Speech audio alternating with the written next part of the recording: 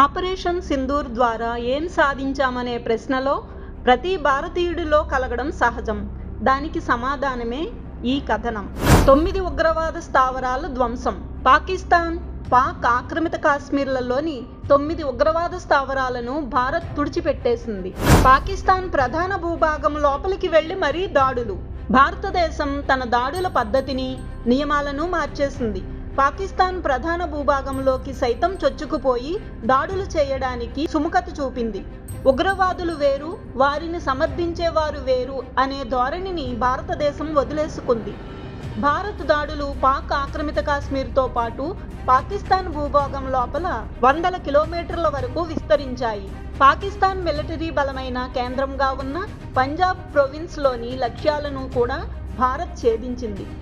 పాకిస్తాన్లోని ప్రతి అంగుళము తమకు అందుబాటులోనే ఉందని భారత్ తన దాడుల ద్వారా యావత్ ప్రపంచానికి నిరూపించింది. లక్ష్మణ రేఖ.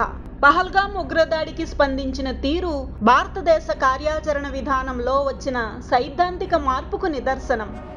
గీత దాటితే ఖచ్చితంగా అడ్డుకొని తీరతాం అనే స్థైర్యాన్ని భారత్ ప్రదర్శించింది. ఉగ్రవాదం విషయంలో కొత్త వైఖరి. చరిత్రలో మొదటిసారి ఉగ్రవాదులకు, వారి ప్రయోజకులకు మధ్యనున్న తేడాను నిర్ణయాత్మకంగా తిరస్కరించింది. ఇద్దరి మీద చర్యలు తీసుకుంది. పాకిస్తాన్ ఎయిర్ డిఫెన్స్ బలహీనతలు తేటతెల్లం. పాకిస్తాన్ ఎయిర్ డిఫెన్స్ గ్రిడ్ను భారత బలగాలు విజయవంతంగా ఛేదించగలిగాయి. పాక్ ఎయిర్ డిఫెన్స్ వ్యవస్థ ఒట్టి డొల్లే అని ప్రపంచానికి చాటి చెప్పాయి. భారతదేశపు దృఢమైన ఎయిర్ డిఫెన్స్ సంసిద్ధత ప్రకటన.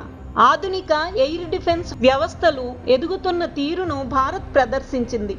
పాకిస్తాన్ మోహరించిన చైనీస్ తయారీ రక్షణ వ్యవస్థలను భారత్ విజయవంతంగా ఛేదించింది. స్వదేశీ తయారీ ఆకాశ్ తీర్ ఎయిర్ డిఫెన్స్ సిస్టమ్ వందల కొద్దీ పాకిస్తానీ డ్రోన్స్ను, క్షిపణులను ధ్వంసం చేసింది. కవ్వింపులు లేకుండా ఖచ్చితత్వంతో. పాకిస్తాన్లోని కేవలం ఉగ్రవాదుల స్థావరాలను మాత్రమే భారత్ లక్ష్యంగా చేసుకొని దాడులు చేసింది. భారత్ కేవలం జీరో టాలరెన్స్ విధానాన్ని, అంటే ఉగ్రవాదాన్ని సహించబోము అనే పద్ధతిని అనుసరించింది. ముఖ్యులైన ఉగ్రవాదుల నిర్మూలన. భారతదేశపు మోస్ట్ వాంటెడ్ జాబితాలో ఉన్నవారు సహా ఎంతో మంది భయంకరమైన ఉగ్రవాదులను మట్టుపెట్టింది. ఒక్క రాత్రిలో పలు ఉగ్రవాద సంస్థలు నాయకత్వం పూర్తిగా తుడిచిపెట్టుకుపోయింది. పాకిస్తాన్ మిలిటరీ వ్యవస్థ కకావికలం. భారత్ చేపట్టిన సైనిక చర్య ప్రపంచంలోనే మొట్టమొదటిసారిగా ఒక అణ్వస్త్ర దేశపు వైమానిక శిబిరాలను ధ్వంసం చేసిన సంఘటన. నూర్ ఖాన్, రఫీకుయ్, ముదిర్, సుక్కూర్, సియాలోకోట్, పస్రూర్, చునియన్, సర్కోడా, స్కారు, బొలారి, జికోబాబాద్ అనే 11 ఎయిర్ బేస్ల మీద భారత్ కేవలం 3 గంటల్లో దాడులు చేసింది. ప్రపంచానికి సందేశం. భారతదేశం తన ప్రజల రక్షణ కోసం ఎవరి అనుమతి కోసము ఎదురు చూడదు అని ప్రపంచానికి చాటింది.